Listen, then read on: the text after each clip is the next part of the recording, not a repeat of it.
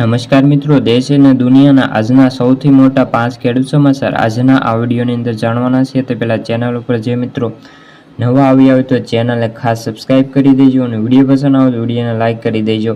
તો મિત્રો, સૌપ્રથમ સમાચાર છે ગુજરાતની અંદર મિની વાવાઝોડું. આગાહી મુજબ ગઈકાલે સાંજ વાતાવરણથી જ પલટો આવ્યો છે.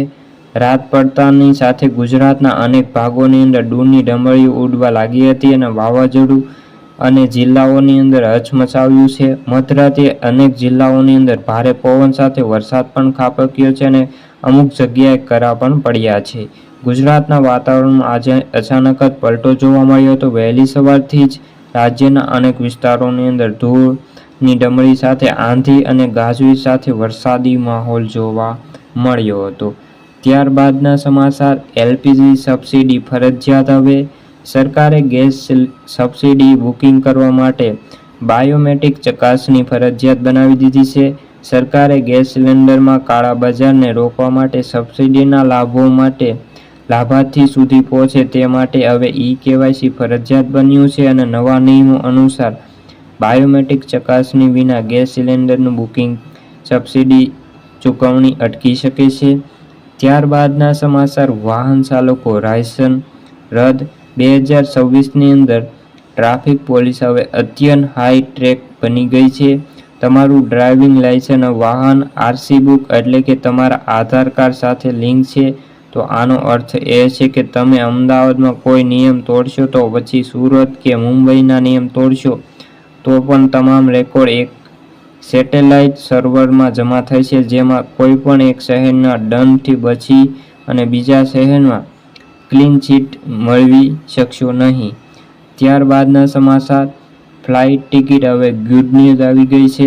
ખાસ કરીને ભારતીય હવામાન મુસાફરી કરનારા પ્રવાસીઓ માટે જેબ ચેક-ઇન સીટ કલેક્શન માટે હવે વખતે ખિસ્સા ખાલી કરવા નહીં પડે. કેન્દ્ર સરકારે એરલાઇનની જે મનમાની અટકાવવા માટે સીટ સિલેક્શન માટે ફ્રી પર પે એટલે કે મર્યાદા નક્કી કરી છે. ડાયરેક્ટ હવે જનરલ ઓફ સિવિલ એવિએશન દ્વારા જારી કરવામાં આવેલા આદેશ મુજબ હવે દરેક ફ્લાઇટની અંદર ઓછામાં ઓછી 60% સીટો કોઈપણ વધારાના ચાર્જ મુસાફરો પાસેથી ફાળવી શકશે નહીં. ત્યારબાદના સમાચાર, ટપાલ વિભાગની 3 નવી સુવિધાઓ જાહેર કરવામાં આવી છે. કેન્દ્રીય સંચાર મંત્રી એટલે કે પૂર્વોત્તર ક્ષેત્ર વિકાસ મંત્રી જ્યોતિરાદિત્ય સિંધિયાએ મંગળવારે ટપાલ વિભાગમાં 3 નવી સેવાઓની શરૂઆત કરી છે, જેમાં 24 સ્પીડ પોસ્ટ પાર્સલ અને 48 સ્પીડ પોસ્ટ સામેલ કરે છે. તેમાંથી હવે જરૂરી દસ્તાવેજ પાર્સલ માત્ર 24 કલાકની અંદર નિશ્ચિત સ્થળે પહોંચાડવામાં આવશે અને વિલંબ થાય તો પૈસા પરત તેની ગેરંટી પણ આપવામાં આવશે. તો મિત્રો, આ હતા આજના સૌથી મોટા 5 સમાચાર.